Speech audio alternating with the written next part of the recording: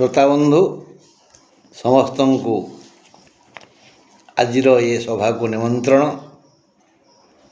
ଆପଣମାନେ ଆଜି ଏକ ବିଚିତ୍ର ପ୍ରକାର ସମ୍ବାଦ ଶୁଣିବେ। ଆଲୋଚନା ମାଧ୍ୟମରେ ମୁଁ ନଖର ଯତ୍ନ ଉପରେ କହିବି। ଆଲୋଚନା ଶେଷରେ ସୂର୍ଯ୍ୟୋଦୟ, ସୂର୍ଯ୍ୟାସ୍ତ ଓ ଅଶୁଭ ସମୟ କହିବି। ଆଲୋଚନାର ଆରମ୍ଭରେ ଚନ୍ଦ୍ର ଆଉ ବୃହସ୍ପତିଙ୍କର ମିଳନ ବୋଇଲେ ଗୁରୁ ଚନ୍ଦ୍ରିକା ଯୋଗ ଉପରେ କହିବି। ଏବେ ଯାହାଟା କହିବି ପ୍ରତି ରାଶି ପାଇଁ ରାତି ରାତି 9:33 ଯାଏ ରାତି 9:33 ଯାଏ ମୁଁ ଗଣନା କରିଛି। ରାତି 9:33 ପରଠାରୁ ଆକାଶର ରଙ୍ଗ ବଦଳିଯିବ, ଭାଗ୍ୟର ଗତି ବଦଳିଯିବ। ସବୁ ରାଶି କିଛି କିଛି ନୂତନ ସମୟକୁ ସ୍ୱାଗତ କରିବେ। ସେ ହୁଏତ ତାଙ୍କ ପାଇଁ ଦୁଃଖ ଦେଇପାରେ ବା ସୁଖ ଦେଇପାରେ। ରାତି 9ଟା ପର୍ଯ୍ୟନ୍ତ ଯାହା କହିବି ତା ଶୁଣନ୍ତୁ। ଏବେ ଆମେ ପ୍ରଥମେ ଆଲୋଚନା କରିବା ଚନ୍ଦ୍ର ଆଉ ବୃହସ୍ପତି, ଗୁରୁ ଚନ୍ଦ୍ରିକା ଯୋଗ। ଗୁରୁ ଦେବତାନାଂ ଋଷିଣାଂ ଚ ଗୁରୁଂ, ଆମେ ମନ୍ତ୍ର ପଢ଼ୁଛେ ଦେବତାନାଂ ଋଷିଣାଂ ଚ ଗୁରୁଂ। ସେ ଗୁରୁଙ୍କୁ ଆମେ ପ୍ରଣାମ କରୁଛେ, ଯିଏକି ଦେବତାମାନଙ୍କର ଗୁରୁ ଓ ଋଷିମାନଙ୍କର ଗୁରୁ। ଦେବତାନାଂ ଋଷିଣାଂ ଚ ଗୁରୁଂ। ତାଙ୍କର ରୂପ କେମିତିଆ ନା କନକ ସନ୍ନିଭମ୍। କନକ ମାନେ ସୁନା, ସୁନା ଭଳି ଚିକ୍ ଚିକ୍ ହଳଦିଆ ଗୋରା। ସେଇ ବୃହସ୍ପତି ଆଉ ଚନ୍ଦ୍ର ଜାତକରେ ପ୍ରାୟ ଗୋଟିଏ ଘରେ ଥାନ୍ତି, କିନ୍ତୁ ସବୁ ଜାତକକୁ ଗୁରୁ ଚନ୍ଦ୍ରିକା ଯୋଗ ମିଳିବ ନାହିଁ। ଯେଉଁ ପ୍ରଥମେ ବୁଝିବାକୁ ପଡ଼ିବ ଜାତକରେ ଗୁରୁ କେନ୍ଦ୍ରାଧିପତି କି। ଆମେ ଏହାପରେ ଆଲୋଚନା କରିବା।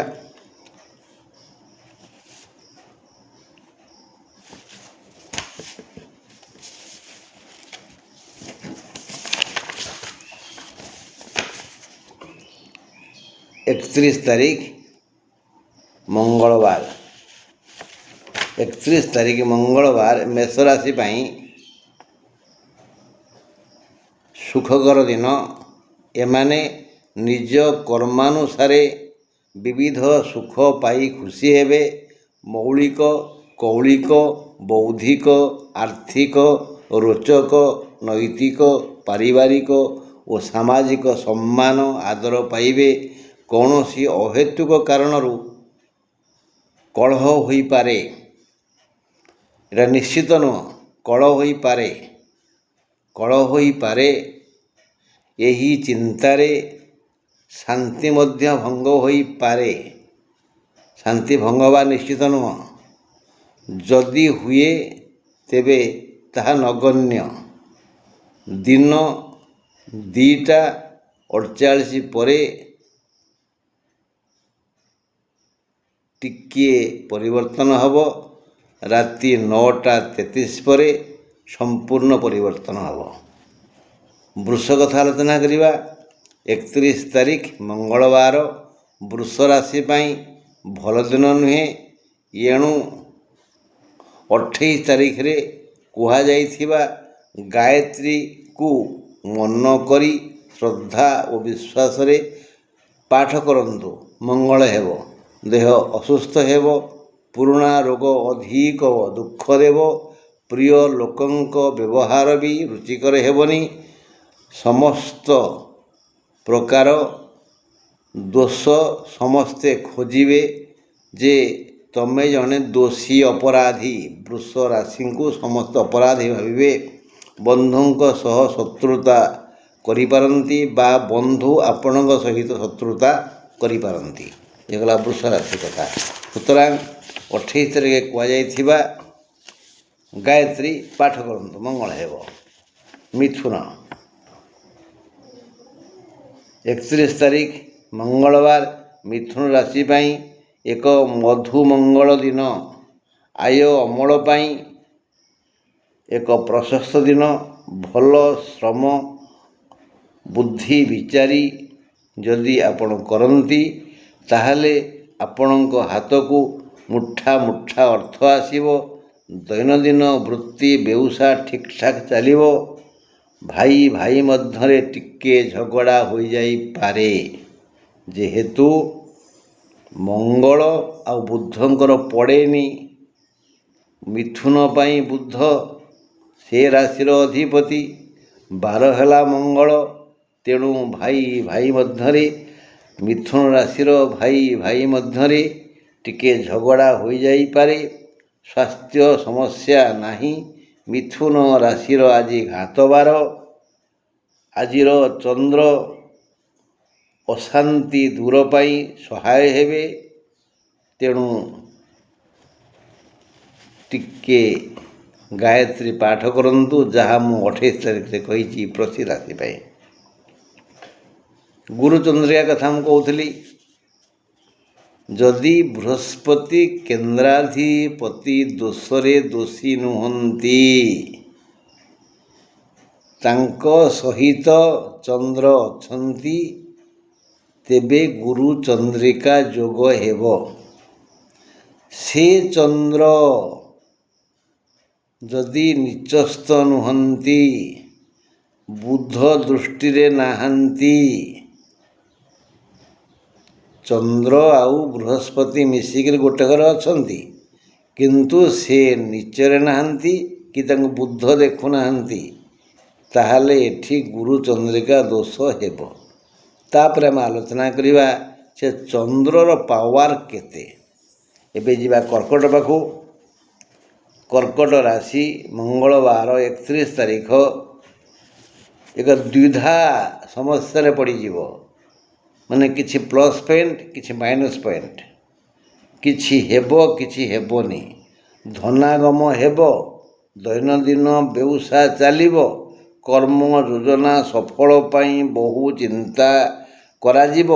ମାତ୍ର କୌଣସି ଅକୁହା ବେଦନା ମନକୁ ମନ୍ଥିବ। ମନ ବ୍ୟାକୁଳ ହେବ, ଏଣୁ ସବୁ ବିଭ୍ରାଟ ହୋଇଯିବ। 28 ତାରିଖରେ କୁହାଯାଇଥିବା ଗାୟତ୍ରୀ ପାଠ କରନ୍ତୁ।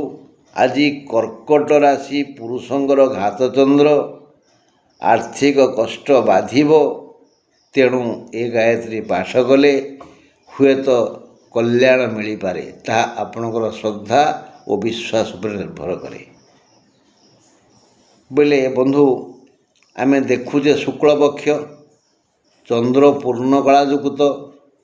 ତେଣୁ ଦ୍ୱିପଟକୁ ଯିବା। ଶୁକ୍ଳ ପୂର୍ଣ୍ଣମୀ ପୂର୍ବରୁ ଚତୁର୍ଦ୍ଦଶୀ, ତ୍ରୟୋଦଶୀ, ଦ୍ୱାଦଶୀ, ଏକାଦଶୀ, ଦଶମୀ, ନବମୀ। ସେଉଠୁ ଚନ୍ଦ୍ରଙ୍କର ପାୱାର ବଢ଼ିଲା ନବମୀରୁ। ଶୁକ୍ଳପକ୍ଷ ନବମୀରୁ ପୂର୍ଣ୍ଣମୀ ପର୍ଯ୍ୟନ୍ତ ସେ କଳାଯୁକ୍ତ। ଏପଟରେ କୃଷ୍ଣ ଚତୁର୍ଦ୍ଦଶୀ, ତ୍ରୟୋଦଶୀ ହେଲେ ଅସୁବିଧା ହେଇଗଲା, କଳା ଶୂନ୍ୟ ହେଇଗଲେ। ତ୍ରୟୋଦଶୀ, ଦ୍ୱାଦଶୀ, ଦଶମୀ, ନବମୀ ପର୍ଯ୍ୟନ୍ତ, ମାନେ ଏପଟ ସେପଟ ମିଶାଇକିରି ଯେତେବେଳେ ଆକାଶରେ ଆପଣ ଦେଖିବେ ଚନ୍ଦ୍ରର ଉଜ୍ଜ୍ୱଳ ଭାଗ ଅଧିକ, ସେ ସମୟରେ ଚନ୍ଦ୍ର କଳାଯୁକ୍ତ। ସେଇ ଚନ୍ଦ୍ର ସେଇ ତିଥିରେ ଜନ୍ମ ହେଇଥିବା ପିଲା ଜାତକରେ ଯଦି ଚନ୍ଦ୍ର ବୁଧ ସହ ନଥାନ୍ତି, ବୁଧଙ୍କ ଦୃଷ୍ଟିରେ ନଥାନ୍ତି, ତାଙ୍କ ସହ ଗୁରୁ ଥାନ୍ତି ଓ ସେ ଗୁରୁ କେନ୍ଦ୍ରାଧିପତି ନ ହୋଇଥାନ୍ତି, ତାହେଲେ ଗୁରୁ ଚନ୍ଦ୍ରିକା ଦୋଷ ହେବ। ଏ ବିଷୟରେ ଆଉ ଟିକେ ପରେ କହିବା। ଏବେ ଦେଖିବା ସିଂହ କଥା। ସିଂହ ରାଶି 31 ତାରିଖ ମଙ୍ଗଳବାର, ସିଂହ ରାଶି ପାଇଁ ଏକ ମଙ୍ଗଳମୟ ଦିନ। ସର୍ବାଙ୍ଗୀନ ମଙ୍ଗଳ ହେବ। ସ୍ୱାସ୍ଥ୍ୟର ବିକାଶ ହେବ। ସୁନ୍ଦର ଦିଶିବେ। ବିଳାସପୂର୍ଣ୍ଣ ଦିନ ଆଜି ଆପଣଙ୍କୁ ଲାଗିବ। ସମସ୍ତ ଆୟୋଜନ ଛାଏଁ ଛାଏଁ ହୋଇଯିବ। ଦେହ ପା ଠିକ୍ ଠାକ୍ ରହିବ। ଖାଦ୍ୟ ପେୟ ଶୟନ ପଠନରେ ଆଦୌ ବାଧା ନାହିଁ। ଦୈନନ୍ଦିନ ଧାରା ଠିକ୍ ଠାକ୍ ଚାଲିବ। ଦ୍ରବ୍ୟ ଲାଭ ଯୋଗ ଅଛି। ତେଣୁ ସମସ୍ୟା କିଛି ନାହିଁ କହିଲେ ଚଳେ। କେଉଁ ରାଶି ପାଇଁ କେଉଁ ନକ୍ଷତ୍ରର କେତେ ଅଶୁଭ ଅଛି ମୁଁ ଟିକେ ପରେ କହିବି। ଏଇ ଗୁରୁ ଚନ୍ଦ୍ରିକା ଯୋଗ ପାଇଁ ଯଦି ଘର ବାଛିବା ତାହେଲେ ବୃହସ୍ପତି କର୍କଟରେ ଉଚ୍ଚ। ଯଦି କର୍କଟରେ ଏଇ ଯୋଗ ଥାଏ, କର୍କଟ ରାଶିରେ ଚନ୍ଦ୍ର ଆଉ ଗୁରୁ ଥାଆନ୍ତି। ଯେଉଁ ତିଥି କଥା କହିଲି, ଯେଉଁ ଲକ୍ଷଣ କହିଲି। ଆଉ କେଉଁଠି ନା ଚନ୍ଦ୍ର ତାଙ୍କର ମିତ୍ର ଘର ବୋଲେ ମେଷ ବିଛା ହେଲା ତାଙ୍କ ନିଚ, ସେଠି ହେବନି। ଖାଲି ମେଷ କଥା ହେଲା। ତାପରେ ଆଉ ମିତ୍ର ହେଲେ କିଏ ନା ବୃହସ୍ପତି, ସିଏ ଅଛନ୍ତି କେଉଁଠି? ତାଙ୍କ ଘର ହେଲା ମୀନ ଆଉ ଧନୁ। ଏଇ ଦୁଇ ଘରେ, ମୀନରେ, ଧନୁରେ, ମେଷରେ, କର୍କଟରେ ଆଉ ସିଂହରେ, ଏଇ ଘରମାନଙ୍କରେ ଯଦି ଚନ୍ଦ୍ର ସହିତ ବୃହସ୍ପତି ଥାଆନ୍ତି ଆଉ ଦୋଷଯୁକ୍ତ ନ ହୋଇଥାନ୍ତି ଚନ୍ଦ୍ରମା ଆଉ ବୃହସ୍ପତି, ତେବେ ଗୁରୁ ଚନ୍ଦ୍ରିକା ଯୋଗ ହେବ ଓ ଏମାନେ ଗୁରୁ ମହାଦଶାରେ ଚନ୍ଦ୍ର ଅନ୍ତର, ଚନ୍ଦ୍ର ମହାଦଶାରେ ଗୁରୁ ଅନ୍ତର ସମୟରେ ସମସ୍ତ ପ୍ରକାର ସୁଖ ସୌଭାଗ୍ୟ ପାଇ ଜୀବନକୁ ଧନ୍ୟ ମନେ କରିବେ। ଏଇଟା ବୁଝି ହେଲା ନା ଗୁରୁ ଚନ୍ଦ୍ରିକା ଦୋଷ, ଗୁରୁ ଚନ୍ଦ୍ରିକା ଯୋଗ। ଏବେ ଆମେ ଯିବା କନ୍ୟା ପାଖକୁ। 31 ତାରିଖ ମଙ୍ଗଳବାର କନ୍ୟା ରାଶି ପାଇଁ ଏକ ଅଶୁଭ ଦିନ। ଏଣୁ 28 ତାରିଖରେ କୁହାଯାଇଥିବା ଗାୟତ୍ରୀ ପାଠ କରନ୍ତୁ, ମଙ୍ଗଳ ହେବ। ଖର୍ଚ୍ଚାନ୍ତ ହେବେ, ରୋଗାକ୍ରାନ୍ତ ହେବେ, ବ୍ୟଥା ବେଦନାରେ ଆଉଟୁ ପାଉଟୁ ହେବେ, ସ୍ୱାସ୍ଥ୍ୟ ସମସ୍ୟା ଚକ୍ରରେ ପଡ଼ି ଘାଣ୍ଟି ହେବେ, ଧକ୍କା ହୋଇଯାଇପାରେ, ଦୂରଯାତ୍ରା ନ କଲେ ଭଲ। ଇଏ ଗଲା କନ୍ୟା ରାଶି କଥା। ଏବେ ତୁଳା କଥା ଆଲୋଚନା କରିବା। 31 ତାରିଖ ତୁଳା ରାଶି ଲାଗି ଧନ ବିଶେଷ ଆୟ ଅମଳ ହେବ। ଘରକୁ ଦ୍ରବ୍ୟ ବସ୍ତୁ ଉପହାର ରୂପରେ ଆସିବ। ଶାନ୍ତି ଲାଗିବ। ଦୈନିକ ବୃତ୍ତି ବ୍ୟବସାୟରେ ବିକାଶ ହେବ। ବ୍ୟବସାୟୀ, ବଣିକ, ଚିକିତ୍ସକ, ଆଇନଜୀବୀମାନଙ୍କର ବିହିତ କର୍ମରୁ ଯଥେଷ୍ଟ ବେଶୀ ଆୟ ହେବ। ଅନ୍ୟ ଗୃହସ୍ଥମାନେ ଖୁବ୍ ବେଶୀ ଆୟ ଅମଳ କରିବେ। ଏ ସମସ୍ତ ଆୟର ମୂଳ ସମୁଚିତ କର୍ମ। ଦେହ ପା ଠିକ୍ ଠାକ୍ ରହିବ। ସୁସମ୍ବାଦ ଶୁଣିବେ। ବୁଝା ପଇଲା? ଏବେ ଆମେ ବିଛା ପାଖକୁ ଯିବା। 31 ତାରିଖ ମଙ୍ଗଳବାର ବିଛା ରାଶି ଲାଗି ଏକ କର୍ମ ଚଞ୍ଚଳ ଦିବସ। ଖଟି ଖଟି ବେଦମ ହୋଇଯିବେ। ସବୁ କର୍ମ ନୀତି ଓ ଧାରାନୁସାରେ ହେବ। ବୃଥା ସମୟ ନଷ୍ଟ ହେବନି। ଆୟ ଅମଳ ଯଥେଷ୍ଟ ବେଶୀ ହେବ। ଯଦି କର୍ମ ପାଇଁ ଯଥୋଚିତ ବୁଦ୍ଧି ବିଦ୍ୟା ବିବେକର ବିନିଯୋଗ କରିପାରିବେ, ତେବେ ବଳକା ଧନକୁ ଅବଶ୍ୟ ସଞ୍ଚୟ କରିବେ। ଦେହ ମୁଣ୍ଡ ଠିକ୍ ଠାକ୍ ରହିବ। କର୍ମ କରି ଖୁସି ହେବେ। ବିଛା ପାଇଁ ଏଇ କଥା। ଧନୁ କଥା। 31 ତାରିଖ ମଙ୍ଗଳବାର ଧନୁ ରାଶି ପାଇଁ ଅପମାନ ହେଲା ଭଳି ଦୁର୍ଯୋଗ ଆସିବ। ଏଥିପାଇଁ 28 ତାରିଖରେ କୁହାଯାଇଥିବା ଗାୟତ୍ରୀ 10 ଥର ପଠନ୍ତୁ ଶ୍ରଦ୍ଧାରେ ଓ ବିଶ୍ୱାସରେ। ଗ୍ରହ ଶାନ୍ତ ହୋଇଯିବେ। ଯଥା ସମ୍ଭବ ଚୁପଚାପ ରୁହନ୍ତୁ। କାହାକୁ ପରାମର୍ଶ ଦିଅନ୍ତୁନି କି କାହା ପାଖରେ ହାତ ପାତନ୍ତୁନି। ଭାଗ୍ୟାଧିପ ଚତୁର୍ଥରେ, ଏଣୁ ସବୁ ପ୍ରକାର ସହଯୋଗରୁ ସେ ଚୁପ୍ ରହିବେ। ହଁ, କିଛି କର୍ମ ପାଇଁ ଅନୁତାପ କରିବେ। ସାବଧାନ। 28 ତାରିଖର ସେ ଗାୟତ୍ରୀକୁ ପାଠ କଲେ ଆପଣଙ୍କର ମଙ୍ଗଳ ହେବ। ବନ୍ଧୁ, ମୁଁ ନିକଟରେ କହିଥିଲି ଆଖିର ଯତ୍ନ ବିଷୟରେ। ଆଖି ହିଁ ସାକ୍ଷୀ। ଆଖିକୁ ଯିଏ ଅବହେଳା କରେ ତା ଜୀବନରେ ଦୁଃଖ ପରେ ଦୁଃଖ ମାଡ଼ି ଆସେ। ଆଖି ବିଷୟରେ କହିଥିଲି ୟା ପୂର୍ବରୁ କେମିତି ଆମେ ଆଖିର ଯତ୍ନ ନେବା। ଆଉ ଗୋଟେ କଥା ହେଉଛି ଆଖି ସାଙ୍ଗରେ ନଖର କନେକ୍ସନ୍ ଅଛି। ତେଣୁ ନଖ ଗୁଡ଼ିକ ଯଦି ଚିକଚାକ୍, ନଖ ଉପରେ ଆଜିକାଲି ଯେଉଁ ପ୍ରକାର ନେଲ୍ ପଲିସ୍ ଦେଉଛନ୍ତି, ବିଭିନ୍ନ ରଙ୍ଗ ଦେଉଛନ୍ତି, ତାହା ହିଁ ତାଙ୍କ ଅନ୍ଧତ୍ୱର ଆଉ ଗୋଟିଏ କାରଣ। ଆମେ ନଖରେ କିଛି ମାରିବାନି, ନଖକୁ ଚିକ୍କଣ କରିବା। କେମିତି କରିବା?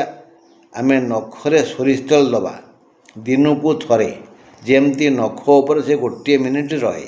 ଯେତେବେଳେ ଆମ ହାତରେ ଗୋଟିଏ ମିନିଟ୍ ସମୟ ଥିବ, ସେତେବେଳେ ନଖରେ ତେଲ ଦେବା। ତାପରେ ଗୋଟିଏ ମୋଟା କନାରେ ସେ ନଖକୁ ପୋଛିଦେବା, ଯାହାଫଳରେ ତା ଉପରେ ଥିବା ସବୁ ମଳି ଧୂଳି ସଫା ହେଇଯିବ। ନଖ କଡ଼େ କଡ଼େ ତେଲ ଭେଦି ଯାଇଥିବ। ଏଇଭଳି ଗୋଟିଏ ମାସ ପରେ ଦେଖିବେ ଆପଣଙ୍କର ନଖ ଯଦି ମୋଡ଼ି ମୋଡ଼ି ହେଇଥାଏ, ତା କେମିତି ଚିକ୍କଣ ହେଇଯିବ। ନଖ କେମିତି ଲାଲ ଦିଶିବ, ଗୋଲାପୀ ଦିଶିବ ଏବଂ ସୁନ୍ଦର ହେଇଯିବ। ଆଖିର ପାୱାର ବଢ଼ିଯିବ। ନଖ ପ୍ରତି ଅବହେଳା କରିବେନି, ଏଇଟା କରିବେ। ଏବେ ଆମେ ଯିବା କୁମ୍ଭ ପାଖକୁ। ମକର କଥା କୁହାହେଲା ନା, ଏବେ କୁମ୍ଭ କଥା। 31 ତାରିଖ ମଙ୍ଗଳବାର, କୁମ୍ଭ ରାଶି ପାଇଁ ଆର୍ଥିକ ଅଭିବୃଦ୍ଧି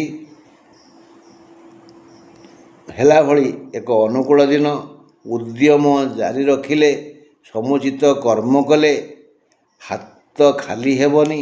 ମଙ୍ଗଳବାର ହେତୁ କୁମ୍ଭ ରାଶିକୁ ଟିକିଏ ଝମିଲାର ସମ୍ମୁଖୀନ ହେବାକୁ ପଡ଼ିବ। ଟିକିଏ ଝମିଲା, ସବୁ କ୍ଷେତ୍ରରେ ଟିକେ ଶତ୍ରୁ ସୃଷ୍ଟି ହେବେ, ଟିକେ ହୁସିଆର। ଦୈନନ୍ଦିନ ବୃତ୍ତି, ବ୍ୟବସାୟ ଓ ସେବା ଆଦିର ବିକାଶ ହେବ। ସାମାନ୍ୟ ମାତ୍ର ଚେଷ୍ଟା ବଳରେ ବହୁ ଆୟ ହେବ। ସୁସମ୍ବାଦ ଶୁଣିବେ, ଦେହପା ସୁସ୍ଥ ରହିବ। ସୁସମ୍ପର୍କ ହେବ, ସହଯୋଗ ବୃଦ୍ଧି ହେବ। କିନ୍ତୁ ମଙ୍ଗଳବାର ହେତୁ ସଜ ମାଛରେ ପୋକ ଦେଖାଦେଲା ଭଳି କିଛି କିଛି ଶତ୍ରୁ ସାମୟିକ ଆକ୍ରମଣ କରିବେ। ଆପଣ ଯଦି ଧୈର୍ଯ୍ୟ ଧରି ସେମାନଙ୍କ କଥାକୁ ଖାମଖିଆଲ ନେଇଯିବେ, ତାହେଲେ ଆପଣଙ୍କର କିଛି ବଙ୍କା ହେବନି। ଏବେ ଆମେ ଯିବା ମୀନ ପାଖକୁ। ମଙ୍ଗଳବାର 31 ତାରିଖ ମୀନ ରାଶି ଲାଗି ଏକ ଶୁଭବାର। ଯେଣୁ ଗୁରୁ ଚନ୍ଦ୍ର ପାଇଁ ଓ ଗୁରୁ ଚନ୍ଦ୍ରିକା ଯୋଗ ସୃଷ୍ଟି ହୁଏ, ତେଣୁ ଏ ଦୁହେଁ ପରସ୍ପର ମିତ୍ର। ଏମାନଙ୍କୁ ମନଲାଖି ଦ୍ରବ୍ୟାଦି ଲାଭ ହେବ। କେଉଁମାନଙ୍କୁ? ମୀନ ରାଶିମାନଙ୍କୁ ଲାଭ ହିଁ ଲାଭ। ଏବଂ କର୍ମ ପ୍ରତି ଯଦି ବିଶ୍ୱାସ ଥାଏ, ଶ୍ରଦ୍ଧା ଥାଏ, ଆଦର ଥାଏ, କର୍ମ ଠିକ୍ କରନ୍ତି, ସମସ୍ତ ଲାଭ ସମାନ ରୂପରେ ଆସି ପହଞ୍ଚିବ। ବିଭିନ୍ନ ଲାଭ ହେବ। ବନ୍ଧୁ ଲାଭ, ସ୍ୱାସ୍ଥ୍ୟ ଲାଭ, ଖାଦ୍ୟ ଲାଭ, ଅପୁତ୍ରୀକୁ ପୁତ୍ର ଲାଭ, ଚାକିରି ଖୋଜୁଥିବା ଯୁବ ଯୁବତୀଙ୍କୁ ଚାକିରି ଲାଭ, ଆଉ ସେମିତି ବୋହୂଟିଏ ଖୋଜୁଥିବା ଲୋକକୁ ବଧୂ ଲାଭ। ଏମିତି ଯେଉଁମାନେ ରୋଗରେ ପଡ଼ିଛନ୍ତି, ରୋଗଗ୍ରସ୍ତ ଅଛନ୍ତି, ସେମାନଙ୍କୁ ସ୍ୱାସ୍ଥ୍ୟ ଲାଭ, ଆରୋଗ୍ୟତା ଲାଭ, ଏମିତି ବିବିଧ ଲାଭ ଲୋକମାନଙ୍କୁ ମିଳିବ। ମୀନରାଶି ଲୋକ ମିଳିବ। ମୀନରାଶି ଲୋକମାନେ ଏଇଭଳି ଲାଭ ପାଇବେ। ସେମାନେ ଯଦି ଏଇ ଲାଭ ପାଇଁ ସାମାନ୍ୟ ଚେଷ୍ଟା କରିବେ, ସାମାନ୍ୟ ଚେଷ୍ଟା, ଭଲ ଦିନ ଚେଷ୍ଟା କରନ୍ତୁ। ଆଉ କର୍ମର ପ୍ରତିବିମ୍ବ ସମସ୍ତ ଲାଭ ସମାନ ରୂପରେ ଆସେନି। ଲୋକ ଭିନ୍ନ ଭିନ୍ନ, ଆମ ଚିନ୍ତାଧାରା ଭିନ୍ନ ଭିନ୍ନ, କର୍ମ ଭିନ୍ନ ଭିନ୍ନ। ତେଣୁ ଆମକୁ ସମସ୍ତଙ୍କୁ ସମାନ ଲାଭ ହେବ କିପରି? ବ୍ୟବସାୟୀ ଆଦି ଯେତେ କର୍ମକର୍ତ୍ତା ଅଛନ୍ତି, ସେମାନେ ଅର୍ଥ ଲାଭ ନିଶ୍ଚୟ କରିବେ। ଯୋଗୀ ମୁନିମାନଙ୍କୁ ଦୈବୀ କଲ୍ୟାଣ ମିଳିବ। ଗୃହସ୍ଥଙ୍କୁ ସୁଖ ଶାନ୍ତି ଲାଭ ହେବ। ବୁଦ୍ଧିଜୀବୀମାନଙ୍କର ପ୍ରମୋଶନ ହେବ। ଏହିପରି ନାନାବିଧ ଲାଭ ହେବ। ଦେହ ସୁସ୍ଥ ରହିବ। ଆୟ ଅମଳରେ ବାଧା ନାହିଁ। ଅର୍ଥ ଲାଭ ଯୋଗ ଅଛି। ଖୁସି ହେବେ। ବେଶ, ଏସବୁ ଗଲା ଗୋଟିଏ କଥା। ହେଲେ ମୁଁ ମୂଳରୁ କହିଛି, ରାତି 9:33 ଯାଏ ସବୁ ମୁଁ କହିଲି। ରାତି 9:33 ପରଠାରୁ ଟିକେ ନିଜେ ନିଜକୁ ଜଗିବେ। ଭଲ ହେଇପାରେ, ମନ୍ଦ ହେଇପାରେ। ଏଇ ଯେଉଁ 31 ତାରିଖ ମଙ୍ଗଳବାର, ମେଷ ରାଶିର ଅଶ୍ୱିନ ନକ୍ଷତ୍ରର ଦିନ 3:21 ଅଶୁଭ ହେବ। ବୃଷ ରାଶିର କୃତ୍ତିକା ନକ୍ଷତ୍ରର ଦିନ 3:21 ଅଶୁଭ ସମୟ ଆସିବ। ମିଥୁନ ରାଶିର ଆର୍ଦ୍ରା ନକ୍ଷତ୍ରର 3ଟା 21 ପରେ ସତର୍କ ରହିବା ଉଚିତ। କର୍କଟ ରାଶିର ପୁଷ୍ୟା ନକ୍ଷତ୍ର ବାଲା ଦିନ 3ଟା 21ରୁ ହୁସିଆର ହୁଅନ୍ତୁ। ସିଂହ ରାଶିର ମଘା ନକ୍ଷତ୍ରଧାରୀ ଦିନ 1ଟା 21 3ଟା 21 ପରେ ସାବଧାନ ରୁହନ୍ତୁ। ଆଉ କନ୍ୟା ରାଶିର ଉତ୍ତର ଫାଲ୍ଗୁନୀ ନକ୍ଷତ୍ର 3ଟା 21 ପରେ ହୁସିଆର ରୁହନ୍ତୁ। ତୁଳା ରାଶି ସ୍ୱାତୀ ନକ୍ଷତ୍ର ବାଲାଙ୍କର ଦିନ 3ଟା 21 ପରେ ଅଶୁଭ ସମୟ ଆସିବ। ବିଛା ରାଶି ଅନୁରାଧା ନକ୍ଷତ୍ରଧାରୀ ଦିନ 3ଟା 21 ପରେ ହଇରାଣ ହେଇଯିବେ। ଧନୁ ରାଶି ମୂଳା ନକ୍ଷତ୍ର ବାଲା ଦିନ 3ଟା 21 ପରେ ଅପମାନ ପାଇବେ। ଆଉ ମକର ରାଶି ଉତ୍ତରାଷାଢ଼ ନକ୍ଷତ୍ର ଦିନ 3ଟା 21 ପରେ ଝୁଣ୍ଟିବେ, ମୁହଁ ମାଡ଼ି ପଡ଼ିଯିବେ। ଆଉ କୁମ୍ଭ ରାଶି ଶତଭିଷା ନକ୍ଷତ୍ରଧାରୀ ଦିନଟା 21 ପରେ ଶତ୍ରୁ କବଳିତ ହେବେ। ମୀନ ରାଶି ଉତ୍ତର ଭାଦ୍ର ନକ୍ଷତ୍ର ଦିନ 21 ପରେ ଗୋଟେ ବଡ଼ କ୍ଷତି କରିବେ। ତେଣୁ ସମସ୍ତେ ନିଜକୁ ଜଗନ୍ତୁ। ବନ୍ଧୁ, ଆଜି ଆମେ କେତେ କଥା ହେଲେ ନଖ ଉପରେ, ଗୁରୁଚନ୍ଦ୍ରିକା ଯୋଗ ଉପରେ, ରାଶି ଉପରେ ଇତ୍ୟାଦି ଇତ୍ୟାଦି ଇତ୍ୟାଦି। ଯଦି ଈଶ୍ୱର ଚାହାନ୍ତି ଦୀପ ଯଦି ଠିକ୍ ଜଳୁଥାଏ ତାହେଲେ ମୁଁ ଆପଣଙ୍କୁ ପୁଣି ଆଲୋକ ଦେବି। ଦେଖିବା କ'ଣ ପ୍ରଭୁଙ୍କ ଇଚ୍ଛା ଅଛି। ରହିଲି, ନମସ୍କାର।